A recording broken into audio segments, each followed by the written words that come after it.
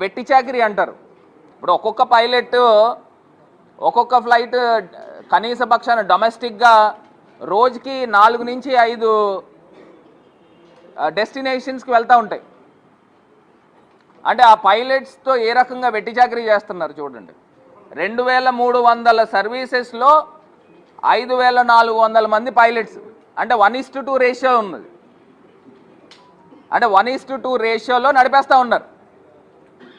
మరి ఫ్లైట్స్ ఏమీ 9 గంటలో లేదా 12 గంటలో కాదు, 24 గంటలు నడుస్తూ ఉంటాయి సర్వీసెస్ అనేవి. ఎక్కడా కూడా ఆగవు. మిడ్ నైట్ 1 గంట 2, 3 ఇట్లా నడుస్తూ ఉంటాయి.